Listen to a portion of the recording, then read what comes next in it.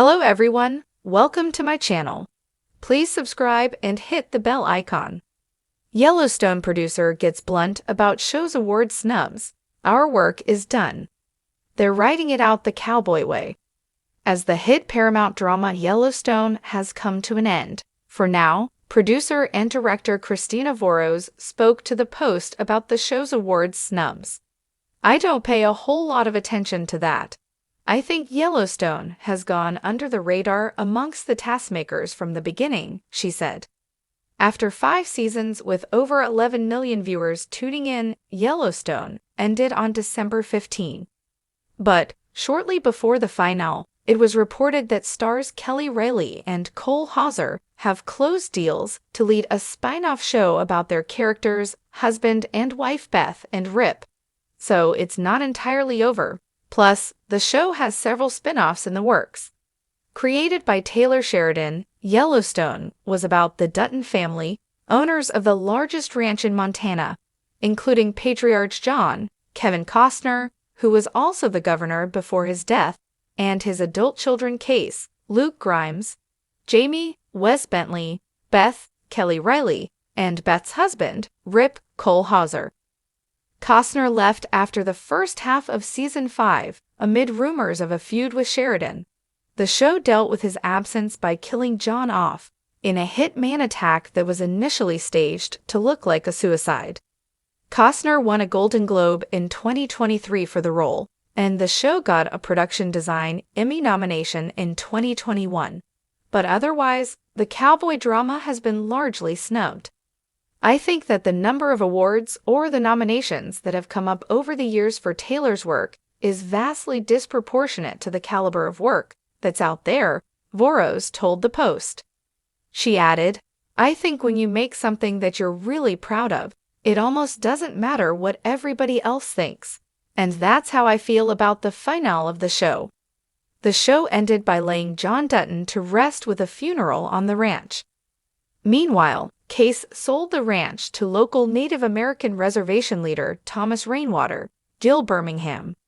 Beth had a brutal fight with her despised brother Jamie, ultimately ending in Jamie's death. Beth then found peace with Rip on a new ranch.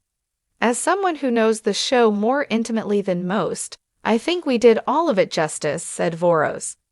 She continued, "I think we did Taylor justice. I think we did the Duttons justice." About the possibility that Season 5 could break the show's award snubs, she said, "It's up to those who watch it to determine whether they think it deserves an award or not. But our work is done." For a show as influential and culturally resonant as Yellowstone, the consistent lack of awards recognition has baffled fans and insiders alike. It's a saga of the modern American West, a Shakespearean drama wrapped in cowboy hats and sprawling ranches, helmed by a star-studded cast and a visionary creator in Taylor Sheridan.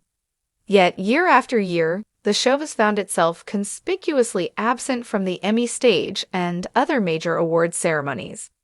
In a recent interview, one of the show's producers offered a pointed take.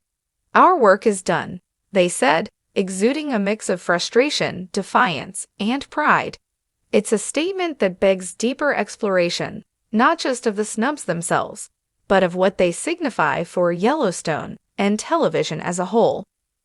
To understand the sting of Yellowstone's awards drought, one must first grasp the magnitude of its success. Premiering in 2018, the series quickly became a cultural juggernaut. It brought the rugged beauty of Montana and the complex dynamics of the Dutton family into living rooms across the country, capturing the imagination of millions. With ratings that dwarfed many of its competitors, Yellowstone became a rare phenomenon, a cable drama that dominated in an era of streaming giants. Its fan base spans generations and demographics, uniting urbanites, ranchers, and everyone in between. And yet, the accolades have not followed. The producer's remark, "Our work is done," could be interpreted in many ways. On one level, it suggests resignation, an acknowledgement that despite their best efforts, the powers that be in Hollywood's award circuit remain unimpressed. On another level, it's a declaration of independence. Awards or no awards, Yellowstone has already cemented its place in the cultural zeitgeist. For a show that has always prided itself on its grit and authenticity, perhaps the lack of formal recognition is, paradoxically, a badge of honor. This sentiment was echoed by many of the show's fans, who took to social media to voice their support. "Who needs an Emmy when you have millions of loyal viewers?" one tweet read. Another fan wrote, "Awards don't define greatness. Yellowstone doesn't need validation from an out-of-touch industry." These comments highlight a growing divide between popular opinion and critical acclaim, raising questions about what, exactly, awards are meant to celebrate. One theory behind the snubs is that Yellowstone doesn't fit neatly into the categories traditionally favored by awards voters. While it's undeniably a drama, it doesn't have the urban, edgy vibe of shows like Succession or The White Lotus.